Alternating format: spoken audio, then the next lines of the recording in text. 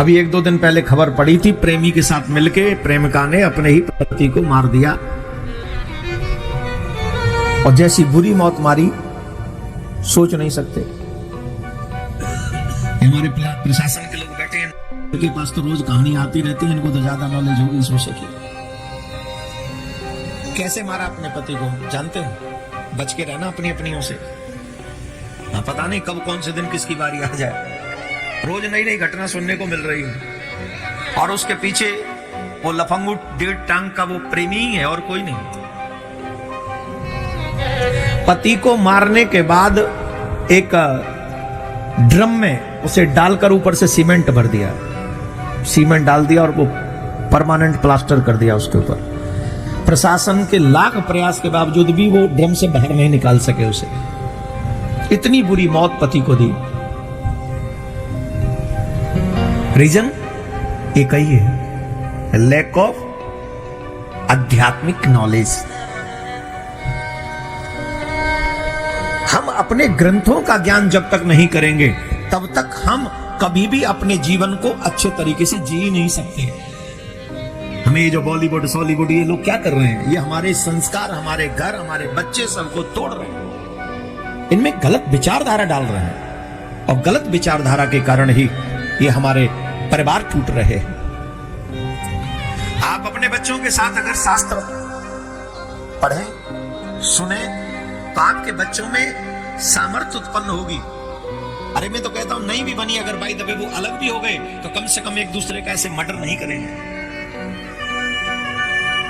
हमें हमारे बच्चों के प्रति अगर जिम्मेदार बनना है तो ईमानदारी से बनना पड़ेगा। बेईमानी हो रही है अभी तो बच्चों को पालने में, ईमानदारी नहीं है। मम्मी पापा समझते हैं बच्चों को पैसा दे दो हमारी जिम्मेदारी खत्म, स्कूल की फीस दे दो हमारी जिम्मेदारी खत्म। नहीं है खत्म। आपके पूरे जीवन भर की तपस्या का फल है आपकी संतान, आपकी संतति। अगर आपकी संतति श्रेष्ठ है तो आने वाली पीढ़ियां भी आपके गुण गाएंगी, और अगर आपकी संतति नष्ट है, आचारहीन है, कर्महीन है, क्रियाहीन है, तो आने वाली संतति भी आपके नाम से मुंह मोड़ लेगी, धिक्कारेगी वो आप। तो मैं आपसे आग्रह करता हूं, बहुत बहुत धन्यवाद। आज बच्चे दिख भी रहे, आप लोग अपने बच्चों को लाए भी हैं, जो लाए हैं उनका धन्यवाद, वो माँ बाप होने का दायित्व निभा रहे हैं। और आप सब ऐसे ही जागिए। मैं पुनः एक बार मुसलमान भाइयों को धन्यवाद देता हूं, महाराज जी, उनको मुसलमान भाइयों को धन्यवाद देता हूं। पूछिए क्यों? जिस कुरान में वो अपना विश्वास रखते हैं, वो बचपन से अपने बच्चों को उस कुरान को पढ़ाते हैं। बाकी को पढ़ें जिसको जो पढ़ना है, पर कुरान पहले पढ़ाते हैं। और हमारे यहां खुद कहां से रामायण पढ़े, जब बच्चों को कहां से पढ़ाएं जब खुद ने नहीं पढ़ी। किसी मम्मी से पूछ लो रामायण कहां से शुरू होती है, पापा से पूछ लो बालकांड में सती चरित्र कहां है, नहीं पता पाए। खुद कोई नॉलेज नहीं है तो बच्चों को कहां से कराएंगे। और उनके बच्चों से कुरान की आयतें पूछ लो, वो बता देंगे। इसलिए एक आवाज पे इकट्ठे हो जाते हैं वो।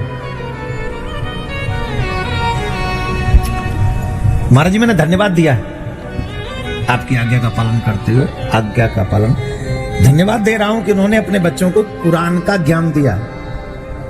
और हमारा दुर्भाग्य है कि हम अपने बच्चों को रामायण का ज्ञान नहीं दे पा रहे, ये हमारा दुर्भाग्य। तो जो काम आप नहीं कर पाए हैं, अगर आप हमारी बात मानेंगे तो आई विल ट्राई कि इन 5-6 दिनों में हम आपके बच्चों को वो दे के जाएं जो आज तक आपने नहीं दिया। अगर आपको लगता है तो आप अपने बच्चों सहित यहां पहुंचिए हर दिन, और प्रयास ये कीजिए हमसे पहले पहुंचिए। मुझे मालूम है आप पे काम बहुत है, मैं भी गृहस्थी हूं, बाबा जी नहीं हूं, पर मैं भी अपना घर छोड़ के आया हूं। और अपना घर इसलिए छोड़ देता हूं इजली, जिससे आपके मतलब मेरे जो सनातनी घर हैं वो जीवित रह सके, उनमें संस्कार जा सके, वो आगे बढ़ सके, खुद भी बढ़े औरों को भी बढ़ा सके। इसलिए अपना घर छोड़ते समय मुझे कोई कष्ट नहीं होता, क्योंकि एक घर छोड़ता हूं दूसरे घर पहुंच जाता हूं। ये आप मेरा ही घर है यहां पर। लेकिन जो खड़े हैं, मुझे लग रहा है आप हमें अपने घर में नहीं बुलाना चाहते, तुम लोग कहीं और से आए हैं। एक तो कल ये टीवी का मुंह बदलवा दो यहां से, कि टीवी भी बहुत रेड मार रही है, जिधर इसका मुंह होगा उधर ही लोग बैठ जाते हैं। इसको थोड़ा आगे करें, और माता बहनों वाली साइड से यहां से अगर कोई सुन रहे हैं तो ऐसे सीधे कर दें उसको, तो उसे आराम से पीछे बैठ जाया करेंगे। राधे राधे बोले, जोर से बोलना पड़ेगा। अब इतना बताइए, मैंने जो जो अभी अभी कहा है वो सब सही है कि गलत है? जोर से बोलो। आपके हित में है कि अनहित में है? आपके लिए अच्छा है या बुरा है? सब अच्छा है तो फिर आप वो क्यों नहीं करोगे जो हम कहते हैं? हम बुरा क्यों चाहेंगे आपका? और कोई भी व्यासपीठ आपका बुरा नहीं चाहेगा। आपको अच्छी बात भी अगर समझ में ना आए, बुरी लगे, तो समझना कि व्यासपीठ से जो कहा गया वो तो अच्छा है, पर तुम्हारा समय अच्छा नहीं है, तुम्हारा अच्छा होने वाला नहीं है, इसलिए तुम्हें अच्छी बात भी बुरी लग रही है। आपने सुना होगा विनाश काले, जोर से बोलो, विनाश काले, what is the meaning of that? क्या मतलब है इसका? मतलब है जब समय बुरा होता है तो अच्छी बात भी बुरी लगती है, और जब समय अच्छा होता है तो अच्छी बात अच्छी लगती है, बुरी बात बुरी लगती है। तो जो लोग अभी भी खड़े हुए हैं वो समझ लें कि आपको मैंने बार बार कह रहा हूं आप बैठ जाइए, आप बैठ जाइए, और फिर भी आप नहीं बैठ रहे हैं, इसका मतलब समय आपके अनुकूल नहीं है, विपरीत है।